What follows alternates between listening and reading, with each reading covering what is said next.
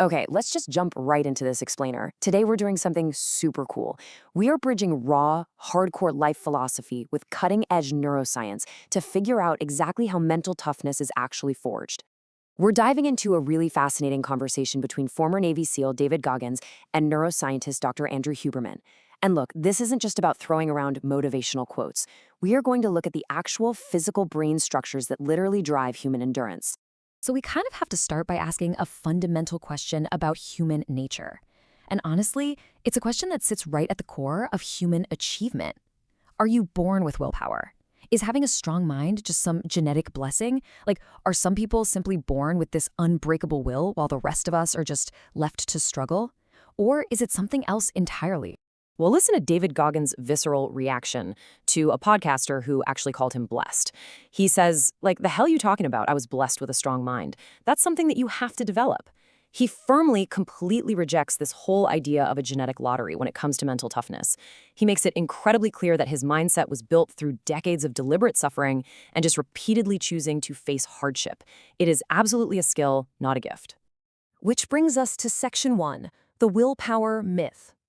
Goggins points out that people today are just desperately searching for life hacks, right? We want the exact perfect temperature for our saunas, the ultimate morning routine, the catchy mantras, literally anything to avoid that painful internal conversation of waking up and feeling defeated. But the stark truth presented here is that there is no hack. The hack is going to suck. There is no magic override button for the struggle. You just have to do it anyway.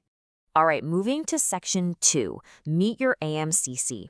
This is where things get wild, because neuroscientist Dr. Andrew Huberman backs up all that hardcore mentality with actual, literal anatomy.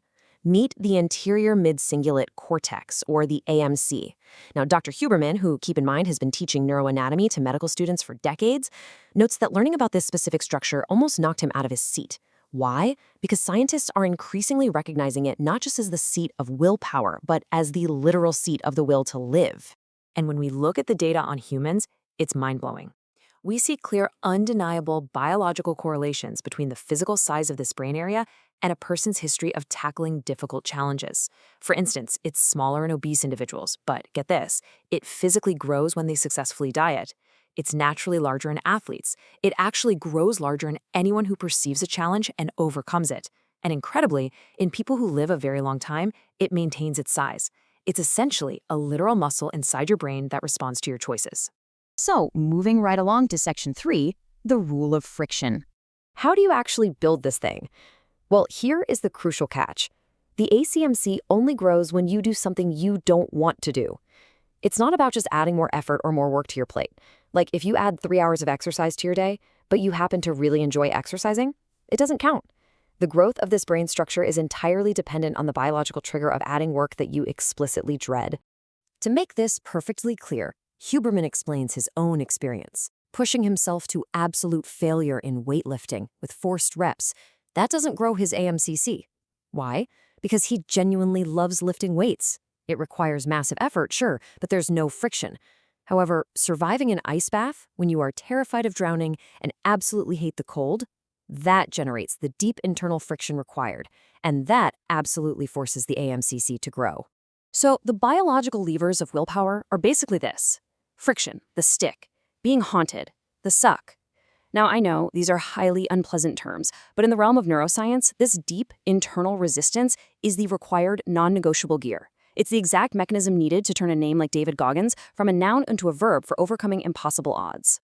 Let's look at Section 4, paying the daily rent.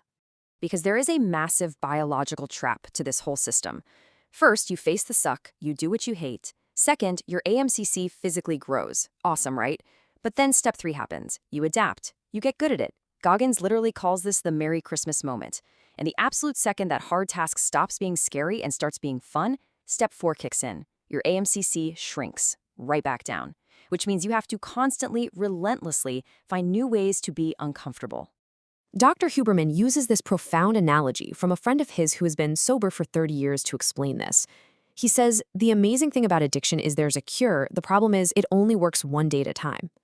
Just like that, willpower is an active daily renewal. It is not a permanent state. You can't just bank your willpower from yesterday's achievements.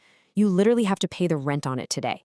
Goggins actually mirrors this biological reality with a really visceral metaphor. He says graduating from grueling Navy SEAL training is kind of like escaping a prisoner of war camp. Once you're out, absolutely no one wants to go back. But to maintain your will, to keep that aMC engaged and growing, you actually have to force yourself to break back into that POV camp, back into the suck every single day. Which brings us to section 5, finding what is missing. Goggins notes this really fascinating trend.